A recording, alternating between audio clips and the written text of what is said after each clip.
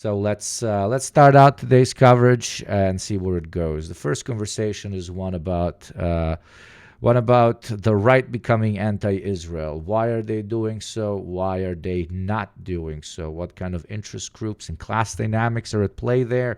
And what is the history of right-wing, quote-unquote, anti-Zionism? And is that even a thing? GDF joins us with one of his classic, very highly sourced videos. Let's see where this goes. Let's see what kind of perspectives we can learn about and what perspectives we can add. Of jealous anti-Zionism under the guise of conservative values. Are you at the point yet where you would call what's happening in Gaza a genocide? You can use whatever word you want. But Marjorie Taylor Greene is saying that she's the That's first good for Republican Marjorie to go there. I'm sorry. Yeah.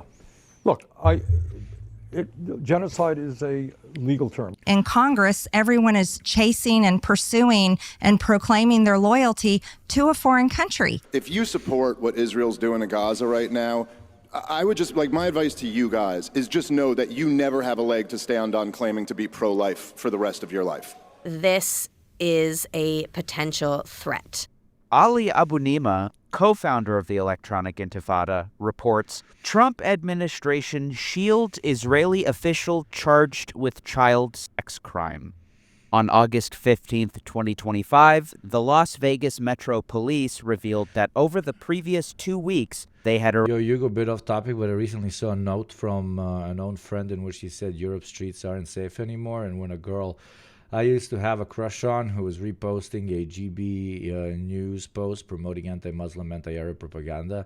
As a half-Arab person, it makes me sick, and I always feel such a huge self-hate of my identity. The amount of times I spent time in a room wishing I was fully Polish and quote-unquote white, so people wouldn't look at me in fucked up ways. Yeah, that's extremely fucked up. That's you internalizing Western reactionary, fake, wrong talking points about an entire ethnicity. And that's the most fucked up part of it, is because sometimes the ethnicity being stepped on can, to a very large extent, start to start to internalize the propaganda that reactionaries are pitching. Just don't let it, and remind yourself every time that starts kind of playing in your head that it's bullshit, that it's literally all invented bullshit. So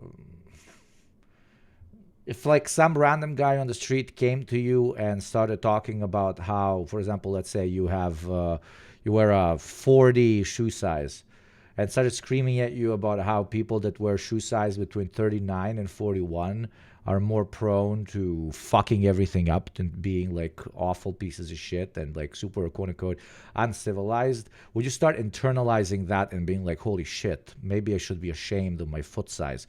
Maybe if I had a smaller or a larger foot size than that, everything would be okay.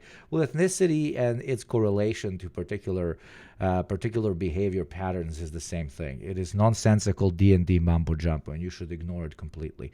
Hand gamer, you should treat it that way. You should like complete bullshit, because it is. Thank you very much, Hand Gamer, for the 10 gift subs. That is beyond kind of you, Hand Gamer. Motherfuckers like you allow us to do what we do. Thank you. So yeah, it's bullshit, my friend, and it's normal for you to sometimes feel that shit. It's called self-orientalization. I have self-orientalized plenty of times as a Balkan individual, and it is a realistic instinct for somebody who lacks certain types of privileges to wish that they were part of a different ethnicity or social category that might not be lacking all those privileges. It is a constant struggle of contradiction, fighting contradiction. But with ethnicity in particular correlating in some way to crime or to safety or something, it's, to repeat myself, it's the same thing as saying people with blue eyes are more prone to do fucked up shit than people with green eyes. It's mumbo jumbo. Same, being a young Serb on the internet made me hate myself way back when I first started playing online games. Absolutely, dude.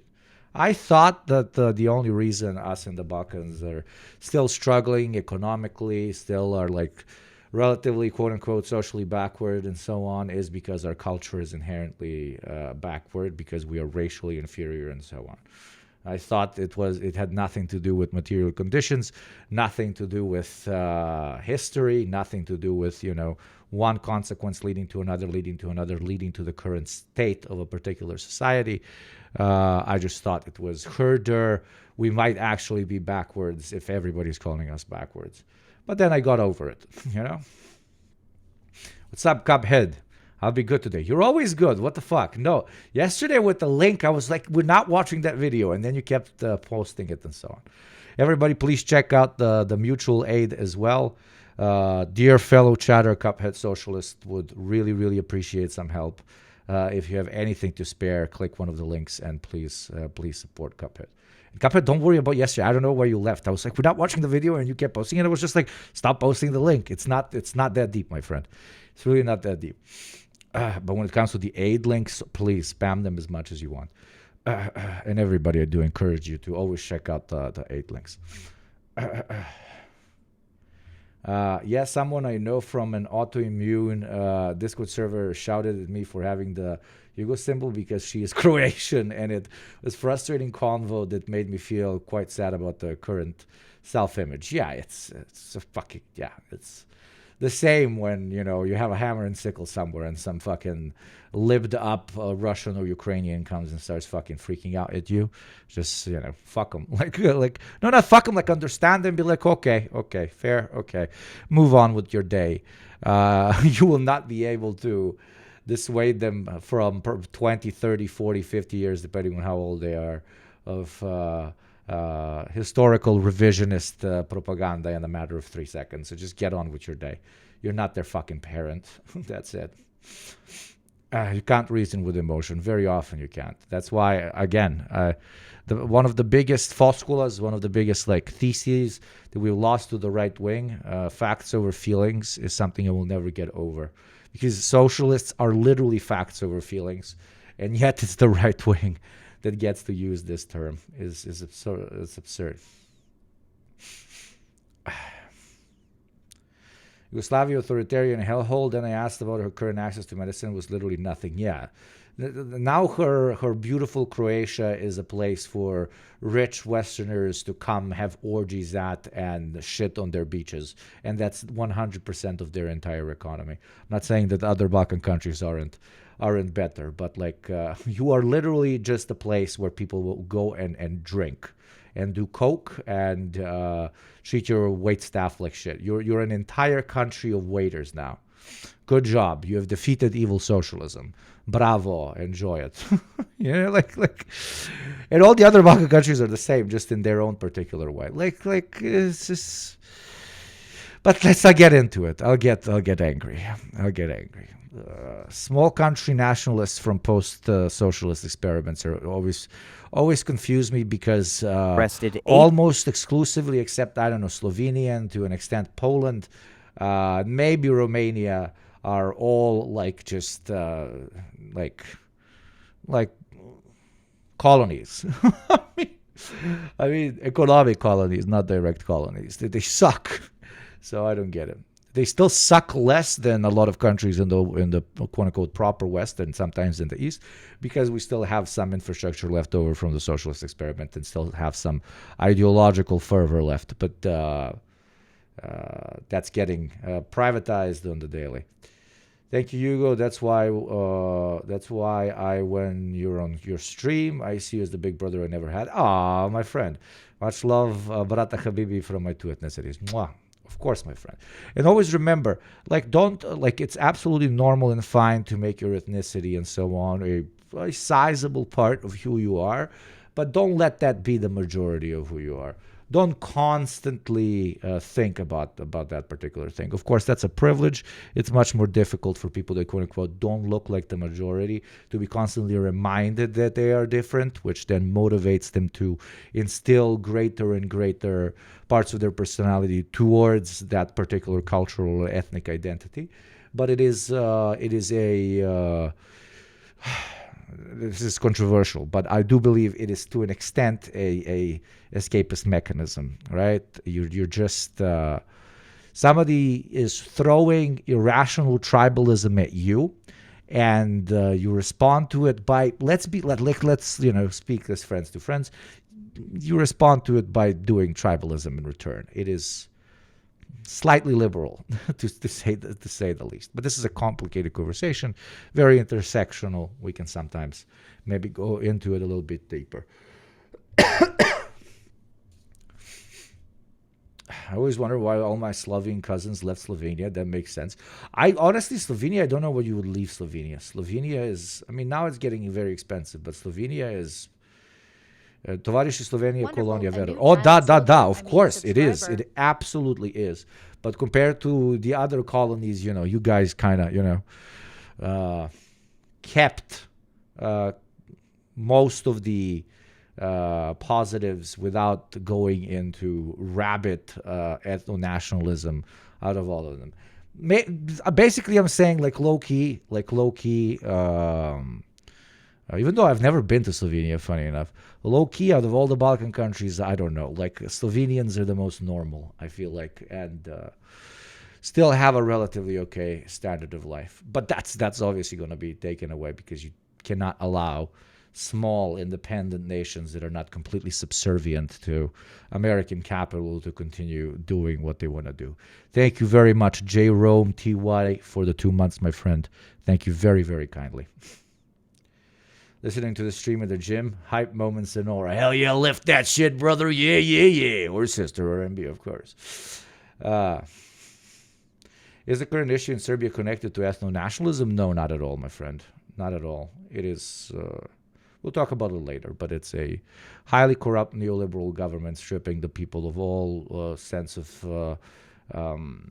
decency, which is now literally killing them. So the people are revolting. Unfortunately, even though it is a righteous, beautiful revolt, it does not have a clear class distinction.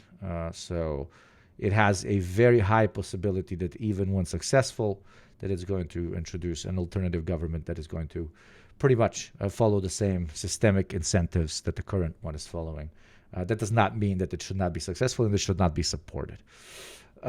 Sometimes just kicking out someone is good enough.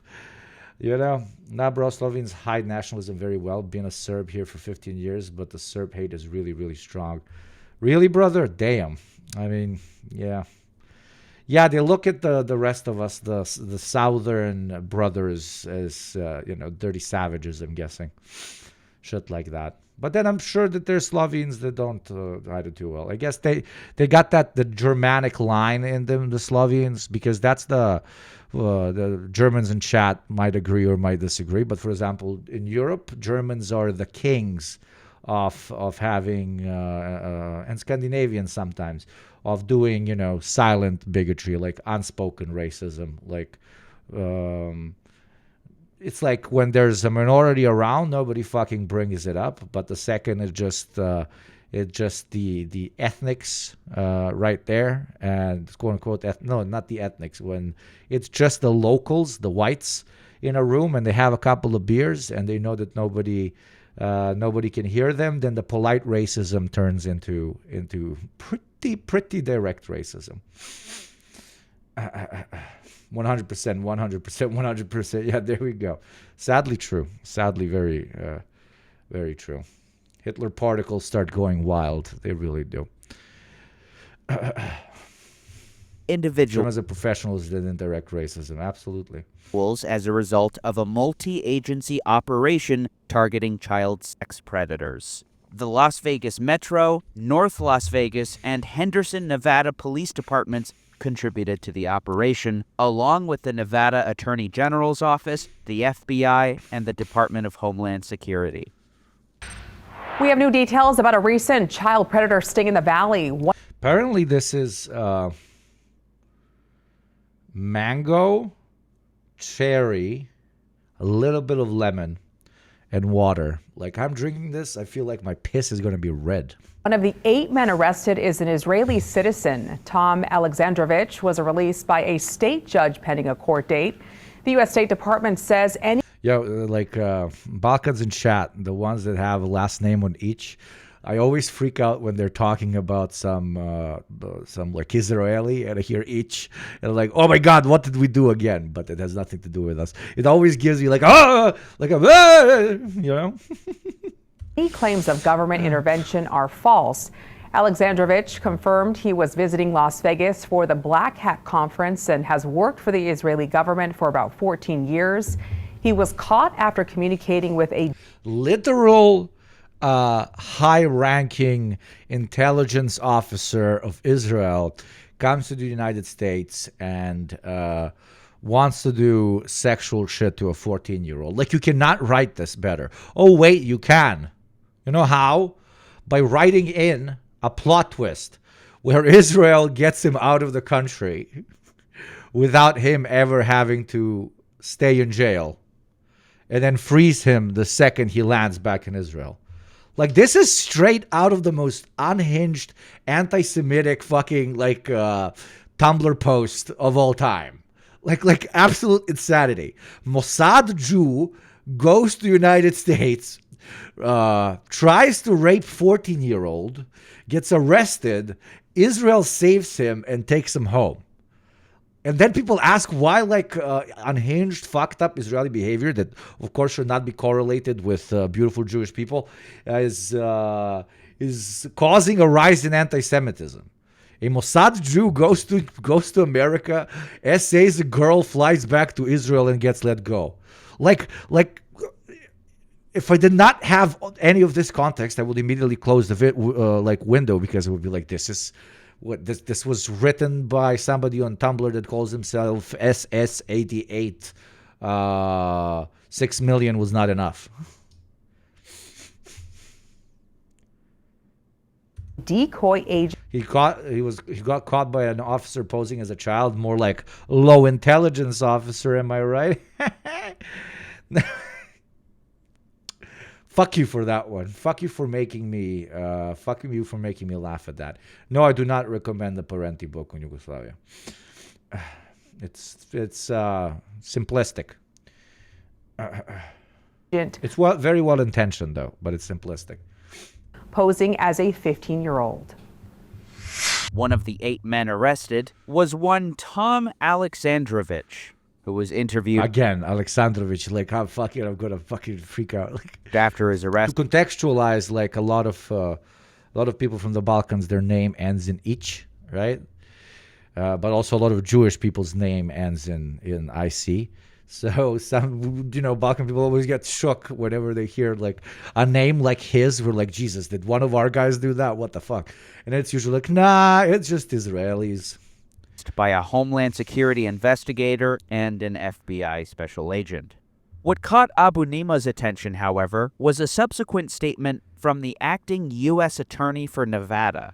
Last week, Tom Alexandrovich was arrested in a Nevada Internet Crimes Against Children joint operation, and he was booked into the Henderson County Detention Center. This important multi-agency operation targeted child sex predators who preyed upon the most vulnerable members of our community. The same way ads prey on the most vulnerable members of our community, like the one playing in 2 minutes. Subscribe in order to avoid it. I really do recommend it. Do not be assaulted by unnecessary drives towards consumerism. Instead, subscribe and do necessary types of consumerism. Communities. As a result of the operation, the Clark County District Attorney's Office is handling the prosecution. As Abu Nima concluded of the move, this signals that the federal government is washing its hands of the matter, leaving Alexandrovich to be prosecuted at the state level. Alexandrovich being handed over to state officials is especially odd considering, Abu Nima writes, the U.S. Department of Justice can and does file federal charges in such cases, especially when federal agencies are involved in a sting, but has, for some reason, chosen not to do so in this one. Alexandrovich was named in a November 2024 article on Israel's state website as head of the Technological Defense Division at the Israel National... Like, unironically, very, very high ranking. Not, the executive branch, but this is, I don't know, this would be a major if it was traditional army, right? Very high ranking motherfucker. Cyber Directorate. According to the Tel Aviv-based cyber and tech networking platform CyberTech, he is executive director of the Active and Technological Defense Division Israeli National Cyber Directorate. He was also honored with the President of Israel's Defense Award for Special Achievement, the Top Defense Award. Indeed, Israeli outlets have referred to him as a senior Israeli Could you say hi to Lolo Lacustre, please? He's a friend of mine. Hi, Lolo Lacustre. Hope you're doing fine. I hope I pronounced that well. I hope you have a great day. cyber official. The Israeli Prime Minister initially denied that he had been arrested. However, his declaration of arrest is publicly available, as are his court case It's a bot, I think. I love bots. I am not a clanker hater, okay? records, which shows he paid $10,000 bail. Abu Nima is especially puzzled by the fact that he was released on bail. The major question is why Alexandrovich was allowed to post bail and leave the country at all. We are told that there was no direct call from the Israeli embassy immediately to the local mayor or to some local influential political figure. Yeah, and I have seven brand new towers in New York that I all own that I can sell you right now. Being granted bail is not automatic. The purpose of bail is to ensure that a defendant who is released before trial, but courts routinely deny bail if a defendant is a flight risk or poses a potential danger to the community. Abu Nima concludes Alexandrovich was obviously a flight risk. His arrest report is particularly damning. In his post-arrest interview, Alexandrovich stated he was in shock and he needed to contact someone about his international flight back to Israel. Alexandrovich stated his family was in Israel. Alexandrovich stated that it was very important he get numbers for his flight. Alexandrovich stated his flight is on Friday to New York and then he will fly to Israel. The acting U.S. Attorney for Nevada passed the buck to the district attorney, who failed to require an alleged child molester to surrender his passport, which allowed him to flee our country. But this doesn't appear to answer why the top federal prosecutor for the District of Nevada failed to charge Alexandrovich, especially when multiple federal agencies were involved in his arrest and his post-arrest interview. Abu Nima looks to her history, which may provide some context as to her decision. The top federal prosecutor for Nevada is an Israeli-born prosecutor appointed by Trump named Sigal Chada. Hey everybody, due to the content of my videos, I'm not advertiser friendly, so if you want to support my work, consider becoming a patron for access to exclusive content and the GDF Discord server. I also accept donations. Thank you so much to everyone who has become a patron and donated. Love you all, thank you. Abu Nima linked multiple tweets from Chada's Twitter, where she said as recently as February 2025, there are 2 million terrorists in Gaza, even the children. She called on Netanyahu that same month to wipe Gaza. I'm cynical enough with shit like that. I honestly think it's deliberate to induce anti-Semitic sentiment. Right-wingers are trying to balance two things, okay? Two things that they understand are very prevalent inside of their community, okay? One is absolute support for Israel in their intent to wipe out every single Arab on the territory of occupied time, and the second is, anti-Semitism. So how they usually do that, and this Sigal lady to an extent is doing that exact thing, is they're like, Israel gets to do whatever the fuck they want back home, but if the Jews, funny enough, but if them goddamn Jews come to our country, then they have to follow our particular rules, right? So we support the Israelis in their active destruction of them goddamn Muslims, right? But they need to know their place. They are our attack dog. We are not their attack dog. That's kind of it's a very weak position to be on, because you're not really going to satisfy either clan. One clan wants 100% unrestricted support for Israel and considers it to be the 51st state of the United States. And the other clan is just unhinged, anti-Semitic, and sometimes, ironically, often not directly supportive of Israel for that particular reason. Though you have a lot of anti-Semites that do support Israel, it gets convoluted. I'm talking about this specific pitch, this specific pie of the ideological mumbo-jumbo that people like Segal are trying to cut out.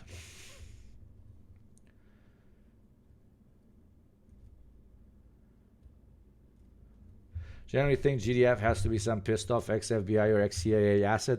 Fucking hates Israel. The amount of documents and research he does and pumps out over and over is fucking crazy. I mean, he started off pretty much as anti-Israeli stuff, and anti-Israeli stuff also really pops off on the internet. And his videos are very good, but they're not difficult to produce. That's why I really fuck with the format. They're not difficult to produce. His entire video is him quoting. I don't know if you noticed, his entire video is him quoting, right? Which is very cool. And there's a very particular type of audience that is really into, sourcing everything, that is not that much into an essay format, but more like reading a hardcore, or let's call it research paper. And that's what he does. It's very pragmatic and it's very functional and it works really well, right? You'll notice everything is quote, quote, quote, quote, quote, quote, quote, quote. It's compilations of opinions of established researchers and journalists. The off the map calling Gazans animals. The following month, she repeated her call to wipe Gaza off the map. She deleted her Twitter shortly after these tweets were shared. Still days after the news of Alexandrovich's arrest broke, major American outlets have been completely silent on the issue. Interestingly enough, Axios appears to be associating the story with MAGA and anti-Semitic conspiracy theories. Parts of MAGA's base have long obsessed over the, quote, deep state, which originally referred to a supposed cabal of pedophilic elites who control the government. A slice of the far right also promotes anti-Semitic conspiracy theories about Israel and Jews secretly pulling the strings in Washington. This framing is especially amusing. This story is hardly a conspiracy theory about Jews secretly pulling the strings in Washington. The Alexandrovich case involves an Israeli American who is the top prosecutor for the Federal District of Nevada. This is, of course, a very much public and by no means secret official acting on behalf of the Department of Justice in Nevada. It's problematic that an anti-Semitic conspiracy trope hasn't been differentiated from legitimate scrutiny of a named public official's actions, especially a U.S. attorney with a public record of inflammatory statements making prosecutorial decisions in a controversial case. Axios' article blurs the line between conspiracy and accountability. It implies that anyone who questions why a U.S. attorney chose not to bring federal charges is indulging in anti-Semitic conspiracies. This is not about secret cabals or shadowy control. It's about a publicly known prosecutor making decisions in plain sight. But I think there's another element to the story that is being obfuscated by this framing. If Republican lawmakers, especially very partisan ones like Marjorie Taylor Greene, are the lone voices in the United States government expressing their outrage over this clear injustice, then that reflects badly on, in my opinion, not the people who are outraged, but at the United States government and the media who have refused to report on it, and even suggested it was a conspiracy theory. You may have noticed there is something poetic about only the most, quote-unquote, unhinged representatives of the executive body of the Republican Party being the only ones that are reacting to the ongoing genocide in Gaza. It kind of signals that to be against the American imperialist status quo, you must be insane. For there is no intellectual manner through which to achieve a true materialist analysis of what is happening unless you're insane and you stumble upon it, right? So Major Tyler Greene is doing this shit because she's a grifter, but also because she stumbled upon it. She's trying to create her niche, etc., etc. She doesn't give a shit, right? Like, obviously does not give a shit. But you need to be, when the status quo is so powerful, like the one in the United States when it comes to Zionism, those who come to the table trying to argue a case against it cannot do so from an intellectual or ethical standpoint. They can only afford to do so if they accidentally stumble into it, either through grift or through sheer like mental instability, the way she did. It's a little bit poetic. And it shows just how insane of a situation we have in the White House when like a person, like a small person that likes to record videos shooting big guns is the only one trying to say this type of stuff, right?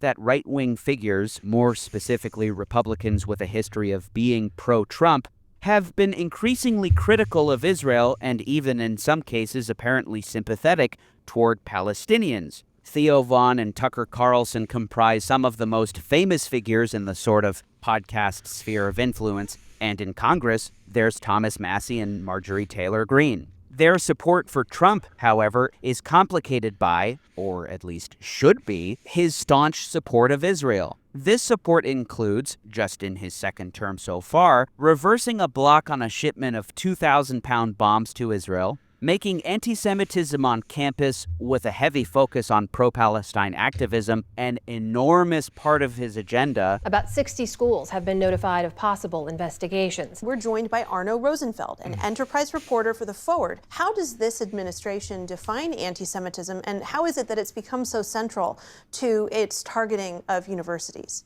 So the administration's understanding of anti-Semitism is really rooted in hostility toward Israel, so be that anti-Zionism or these other sort of protests. Columbia University has agreed to pay more than $220 million to the federal government over the next 3 years. It is all part of a settlement with the Trump administration after they pulled $400 million of the school's federal funding over claims the university discriminated against Jewish students. Bombing Iran for Israel, supporting a recent Israeli decision to build a large settlement in the West Bank that would effectively cut it in two, proposing Gazans be ethnically cleansed from the Strip, bringing that reality firmly into the mainstream inside Israel, arresting pro-Palestine students, the list goes on. Young Republicans are reportedly becoming increasingly unhappy with this support, which contradicts President Donald Trump's vows of isolationism, wrote Ben Samuels for Haaretz. Pew Research reported in March 2025 that negative views of Israel have risen in the U.S. among both Democrats and Republicans. By 2020, in a manner never seen before, like the jump is astronomical. 71% of Democrats aged 18 to 49 held an unfavorable view of Israel. With those 50 or over, the number was 66%. Up from 43% 3 years earlier. The vast majority of Republicans over 50 support Israel still, support that has declined just 4% in 3 years. But among Republicans aged 18 to 49, the number is now a solid 50%. Half of these younger Republicans have an unfavorable view of Israel. Broken down by religious affiliation, the data are quite enlightening. It goes without saying, they end up being in a very tight spot between, needle and a hard place.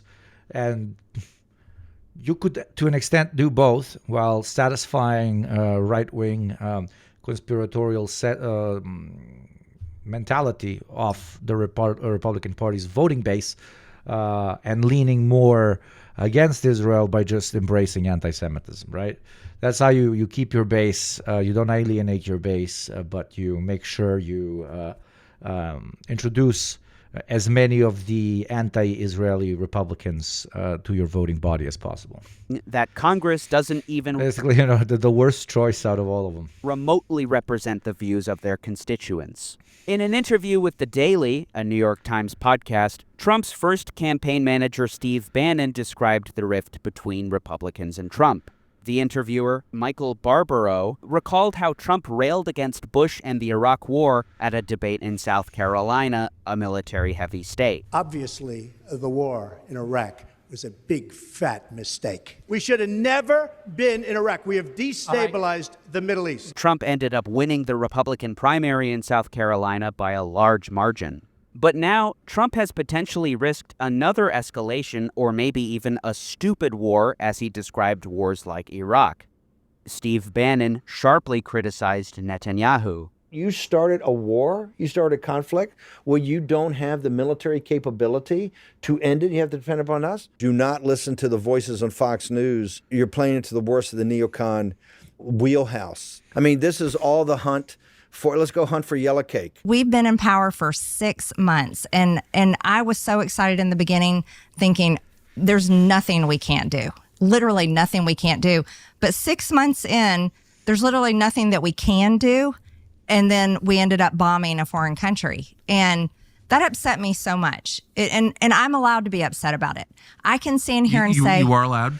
Well, no, I'm not sure if... not according to Mark Levin, and not according to many others, that prioritize another country over our country. Perhaps Trump's biggest mistake that alienated his... There you go. That's how you try to keep your base while still making sure you grab up as many people that are now alienated by your pro-Israeli stance as Republicans, right? You pitch anti-Israeli rhetoric not from the perspective of anti-colonialism, anti-imperialism, not from the perspective of you wanting to end the genocide, but as a patriotic act in which you remove an influential tumor defined as Israel from the mainstream politics of the United States, right? Like all of them are reshuffling their decks. Some of them earlier than others, but they will have to adapt to this very radically changing opinion of the wider American populace on Israel and Israel's actions. Base, as revealed by Netanel Slyamovics for Haaretz, the debate in the MAGA movement over the war in Iran has thrust the Israel question to center stage. The attack infuriated two key voices in the movement, Bannon and Carlson. But there is actually no corner of the Trumpist media universe where, at the very least, one question isn't being asked. Why are Americans putting themselves at risk for Israel's benefit? What do we get from Israel, do you feel like? We got a lot of countries that hate us, is one of the things we get. Well, especially right now with this stuff in Gaza, I think it's one of the worst PR campaigns I've ever seen in my life. If they're even, it doesn't make any sense to me. It's like, I just don't, it gives their government this extremely evil look to me, and I think to a lot of people, Our children's generation, they can't afford rent. They can't afford to buy a house. They can't afford insurance. They can't buy a new car. They can't find a good paying job. They're living month to month, paycheck to paycheck, credit card bills stacked up. And they literally look to the future going, how am I ever going to realize the American dream? And it seems hopeless for them. But then in Congress, everyone is chasing and pursuing and proclaiming their loyalty to a foreign country. In a debate between conservative commentator Josh Hammer and... Unironically, every single thing that she said is correct. The reason she's saying it, though, might not, but every single thing she said is correct. MTG outflanking the average Democrat when it comes to the appropriate view one should have as an American towards Israel is just shows just how deep in shit the Democrats are at the current moment. Comedian Dave Smith, hosted by Charlie Kirk, Smith made the conservative case against Israel. We should be friends with Israel. We should trade with Israel and have a good relationship with them. But you know what? I also don't believe in welfare, and they shouldn't get another dime of U.S. taxpayer money, and they should not...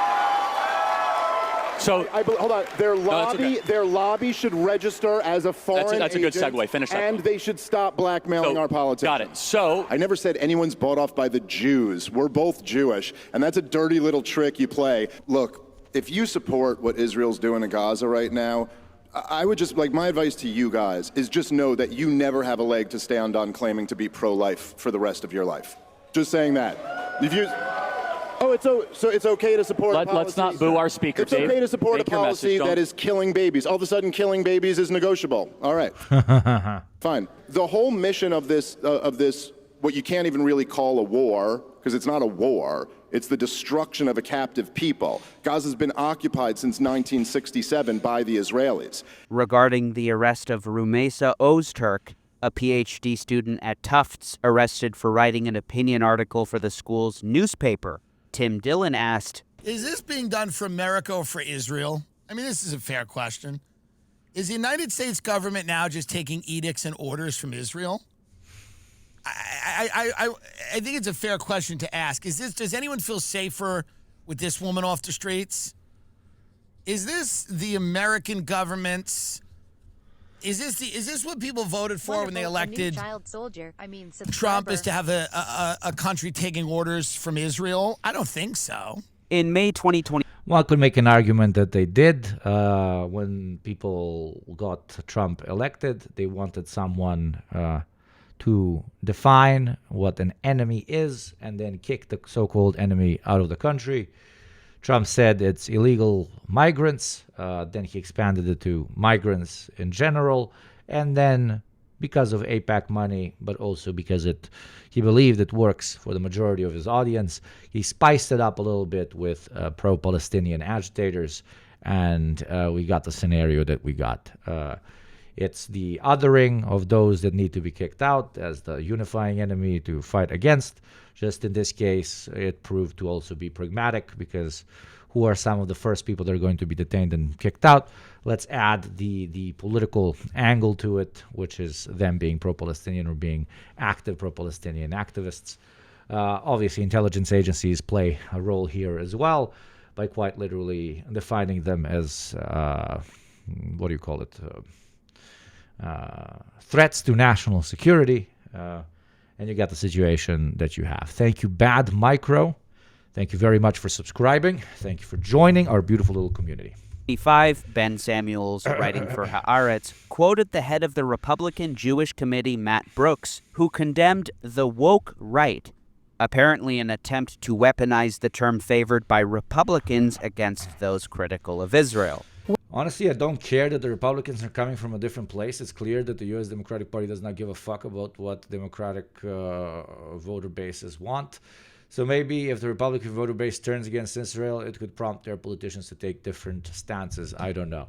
It's a numbers game. It's a numbers game. There's going to be so many people that are going to support Palestine for many different reasons. Almost all of those should be welcomed. Unironically, except for anti-Semites, I don't care what your particular perspective is on an illegal, settler-occupying, freaky, fucking, genocidal apartheid ethno-state.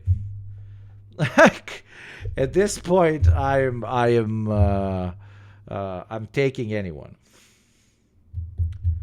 except anti-Semites, of course, because then the anti-Semites are going to eventually turn on the Palestinians as well. So we just removed, they just want to occupy the territory instead of the Jews, which is absurd.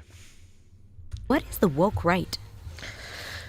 Right. The woke right is unfortunately a new movement that we see percolating within the kind of Trump MAGA America First camp. It is characterized by a vicious strain of jealous anti-Zionism. It's under the guise of conservative values. These people say that they are part of the America First movement. These people would be largely irrelevant if not for Tucker Carlson. Dave Smith cannot actually... They say they are America First, and then they, to an extent, act from the principle of America First. Oh my God. Actually articulate our argument. The people who are criticizing the woke right, if you asked him... Okay, but what is your criticism of the woke right? She's not saying anything. Why we're doing that, he would say, oh, it's because we don't support Israel. So they're calling us woke because we don't support Israel. And it's like, no, that's literally one marker in a sea of evidence for why you are actually the woke ones. Everyone, Okay, give me another marker. especially Israelis who are so gung-ho about Trump, rightfully so, and so excited about this, are aware that this is a potential threat. Brooks was incensed at the failure. Yeah, they're aware that if Israelis continue acting the way they're currently acting, even the most unhinged fucking Republican is going to eventually distance themselves from it, because nobody can run on a pro-genocide platform as the majority of his voter base starts understanding that it's a genocide for 2 years, 3 years, 5 years, 10 years. MTG is just the first one if they continue down this fucking path. Of multiple bills that were intensely supported by the Critical support for the woke right, I guess. Jesus Christ, I can't believe I said that. pro-Israel establishment in the United States. The two bills were the Anti-Semitism Awareness Act, or AAA, and the IGO Anti-Boycott Act. The AAA would legally require the Education Department to take the International Holocaust Remembrance Alliance definition of anti-Semitism. Listen, we talked about this 700 times here on stream. The so-called woke right are smart right-wingers and understand that for the continuation of the American project, they need to concentrate on domestic policies first. They need to actually address the question of wealth inequality. They need to address the question of deindustrialization. They need to address the question of jobs, life standards, etc., etc. They also believe that the main core argument of us versus them will forever be utilized in order to keep the capitalist status quo alive, but that argument of us versus them should be kept on a domestic playing field of us, the majority, whatever way we define it. Currently, they're defining it as Christian Americans versus immigrants and non-Christian Americans. Participating in yet another war will cause more migration, which will cause, quote unquote, a greater dilution of Europe, which they see as their key ally, which at some point, if it is not Christian and Western and so on, might not actually fully continue to support and be a peddler of American exceptionalism and American imperialism.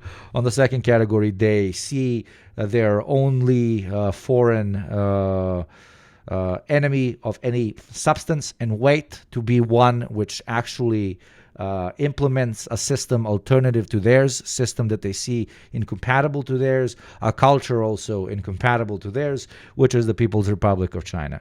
That is why the so-called woke right is far more open to peace negotiations between Russia and Ukraine, and why it is a lot more pro-Russian, because they want to at least turn the Russian Federation into a neutral player when it comes to the future and, from their perspective, inevitable conflict with the People's Republic of China. They also believe that continuing to alienate countries like Iran and many others will not play into their favor once that conflict actually comes to fruition. So TLDR, woke right-wingers are right-wingers that actually understand how you preserve the capitalist status quo. They are long-term thinking. They are long-term thinking. They understand that the Israeli project is fucked, that it's just going to make right-wingers look more and more hypocritical if they keep supporting Israel, etc. So they have a long-term perspective. The other Republicans are just like, they just want to get elected in the next 4 years. So they will shill whatever the current status quo is and whatever the big oil execs or whichever other fucking think tank is willing to deposit into their paychecks for them to become talking heads about. Right? That's the main two differences, chat, you need to understand. That's the two right wings. And quote-unquote woke smart right wing is trying to be properly developed in their key ideologue to a very large extent. I have a whole video on him. I read his book is Tucker Carlson, right?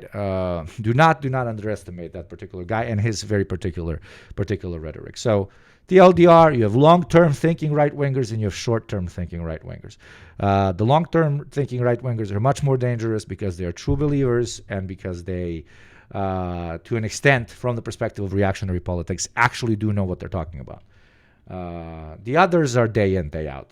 Eventually, they will be seen as hypocrites by the majority, and the long-term thinking right-wingers will scoop up their percentage and grow as current contradictions increase. As current contradictions increase, more people are going to be further left, but also a lot of people are going to be dissuaded by the current status quo of the Republican Party as well on the right. And these guys will come and sweep that in. They will eat up reactionaries that reject to embrace class consciousness or an idea of of intersectionality, blah blah blah, other nerd terms, that still want to be reactionary, but that are no longer believers in the Republican Party. People like Tucker and people in his entire vibe sphere, that's going to be the new Republicans. And they are betting on that, and that bet is going to work out for them really well. Thank you, Chat Bunny with Prime. Ironically, the only way for... thank you very much for the subscription. Thank you to everyone who subscribes. I genuinely appreciate you. This month we're struggling with subs, but God bless. It is a great thing to complain about with 1.3k subs. Tucker Carlson, but that's the joke. He's not. He's not. The other Republicans are cuckolded right wingers. He's unironically not. I think post-intellectual America is toast. They are too stupid to understand geopolitics and economics now. It's ideological fantasies or fail sons like Tucker. Yeah.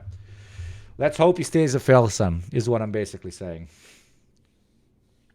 And the irony of them exists, the irony is that America's America's right-wing empire perspective downfall might ironically come from the greed induced by late-stage capitalism. What do I mean by this?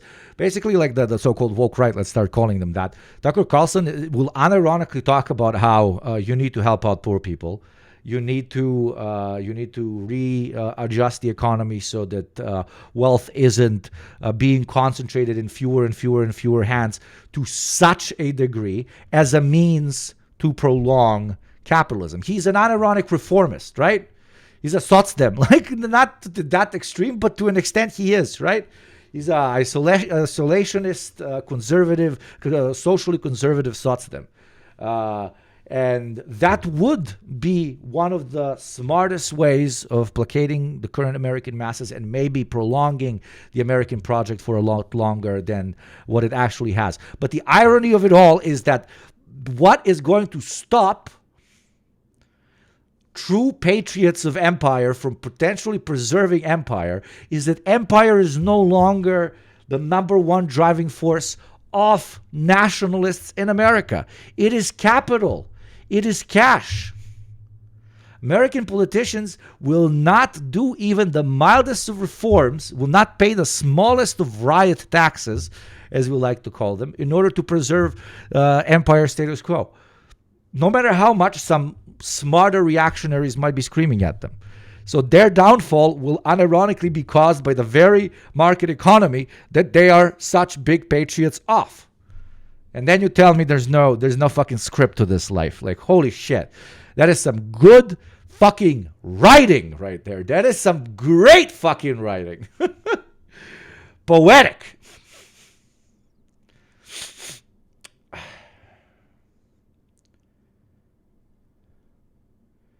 Tucker is like Steph Curry in his prime, swishing three-pointers from miles away. It will force whole change in how the game is played down the line. Potentially. But there's just to finish off. In late-stage capitalism, you have an incredible contradiction. And the contradiction is you have people that understand how to save capitalism long-term from combusting in on itself. But in order to follow through on their plan, you have to limit the rampant expansion of capitalism itself. And capitalism will not allow that.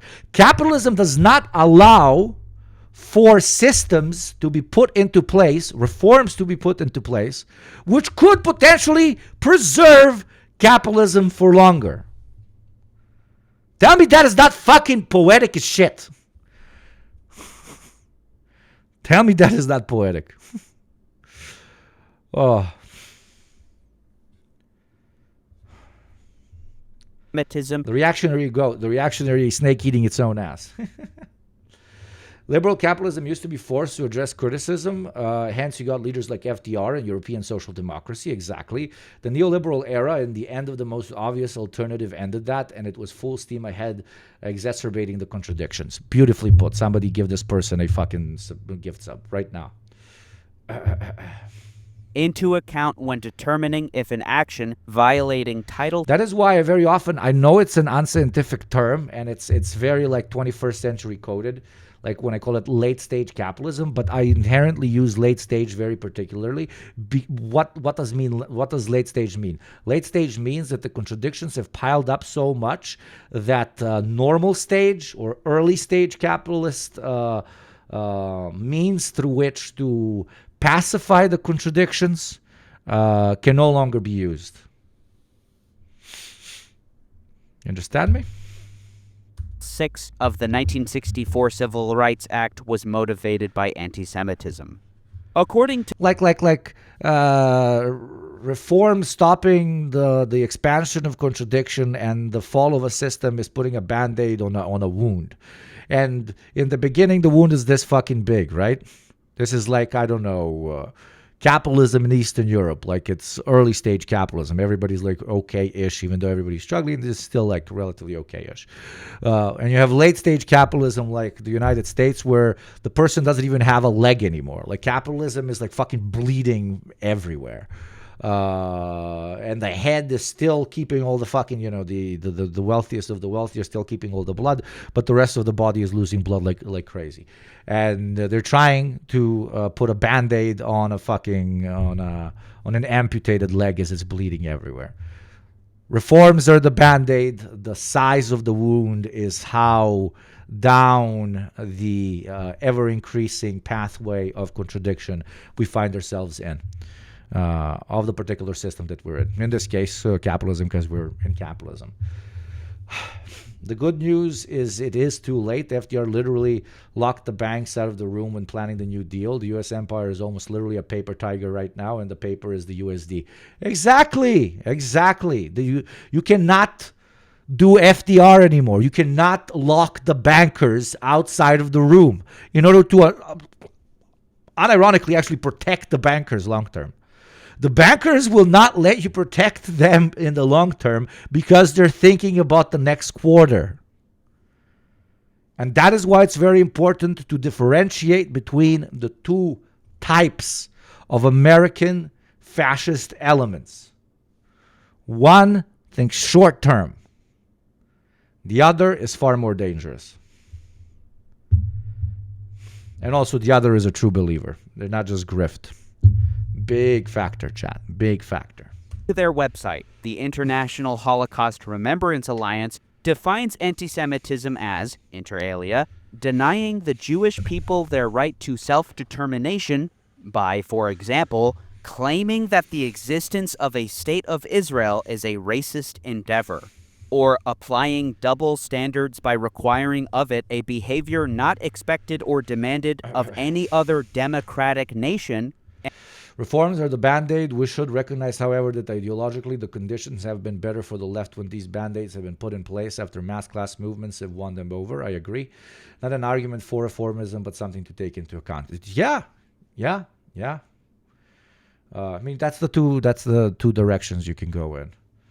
It needs to, get as bad as possible, or the band-aids need to be seen by the masses as no longer functional, and therefore leading the masses to start thinking about alternatives to band-aids, which is a revolution, right?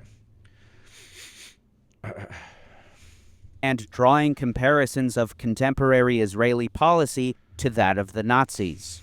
On the term self-determination to describe Zionism, Peter Beinart of Jewish Currents took special interest in this argument. In his book, Being Jewish After the Destruction of Gaza, A Reckoning, Beinart countered, the world was unimpressed by the South African Defense Minister P.W. Bota's claim in 1977 to be defending the right of self-determination of the white nation. Because he wasn't defending self-determination, he was defending supremacy. When Jewish leaders say self-determination is a universal right, they're employing the same sleight of hand. Self-determination may be a universal right if it means communal autonomy. Few would quibble with a school in a largely Afrikaner town teaching children in Afrikaans, so long as white and black South Africans live under the same law. But there is no universal right to a state in which your tribe rules everyone else. Leading the charge against the AAA bill was Senator from Kentucky. You have the right to self-determination, not the right to an ethno-state, okay? Because that very fact denies the idea, denies the reality that there is no such thing as a pure ethno-state. It's easy to make people communists when they have had experiences of class action. Do you think you can win them over by saying how better things will be after things are bad, is the bourgeois view of how ideology works? In short, read Althusser, yeah. I agree. Rand Paul, who said, "We're either a free society governed by the Constitution or we're not. We need to challenge hate with reason, not censorship." After the bill was amended 4 times, GOP Chair Senator Bill Cassidy took it off the table. A similar fate befell the anti-boycott bill. The bill explicitly targeted U.S. citizens seeking to support boycotts of Israel. Marjorie Taylor Greene announced she would vote no on Twitter. "It is my job to defend America's rights to buy or boycott whomever they choose without the government harshly fining them or imprisoning them. But what I don't understand is why we are voting on a bill on behalf of other countries and not the president's executive orders that are for our country." And so, despite a Republican majority in the House and Senate, the bills failed as a result of the small number of problem Republicans in the eyes of the pro-Israel lobby. In July 2025, Greene had become the first Republican in Congress to condemn genocide in Gaza. Congresswoman Marjorie Taylor Greene, a Trump ally, writing, "It's the most truthful and easiest thing to say that October 7th in Israel was horrific and all hostages must be returned. But so is the genocide, humanitarian crisis, and starvation happening in Gaza." Israel has denied the accusation of genocide. Are you at the point yet where you would call what's happening in Gaza a genocide? You can use whatever word you want. But Marjorie Taylor Greene is saying that she's the first Republican to go there. I'm sorry. Yeah. Look, genocide is a legal term. What is going on? American fucking cucked intellectual fucking masturbation. What are we supposed to kill? Fucking people are dying. Children are starving to death. Babies are having their fucking legs blown off. Like the fucking.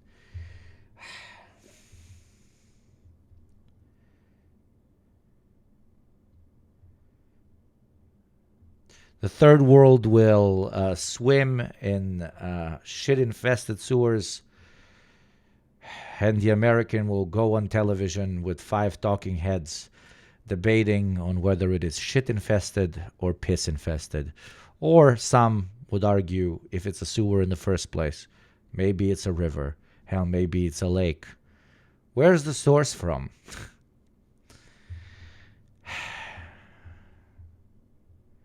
I sometimes feel like the rest of us are just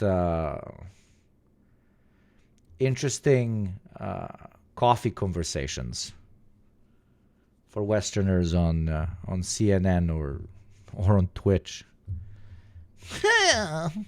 Do you think this shit infested? I believe there is only pee in the sewer. Literal fucking masturbation. Now, clearly, is absolutely horrific. 60,000 people dead and 140,000 who have been wounded. But the important point is not what you call it. It is horror. Greene also took to Twitter after the recent arrest of Alexandrovich. When and how did America become so subservient to Israel that we immediately release a child sex predator after arrest with a 100% locked up case with evidence and let him off to fly back home to Israel? Would we do that with a Mexican child sex predator, Chinese child sex predator, any other country's child sex predator? I know God does not discriminate in his love for children. Why would we? The cracks have formed, and somewhat recently as well. Republicans may increasingly scrutinize the U.S.-Israel relationship, and ask uncomfortable questions about what the U.S. really gets out of the relationship, and maybe even have a moral reckoning over what has been done with American taxpayers' dollars. One can only hope. Hey everybody, thanks so much for watching. Centrist GDF confirmed. Good video. Yeah, it's all GDF videos. They're like articles. Centrist GDF confirmed. Pragmatist, utilitarian GDF confirmed. Utility über alles. Oh, I'm gonna utility. I agree to an extent. We will all go together when we go. What a comforting fact that is to know. Universal bereavement.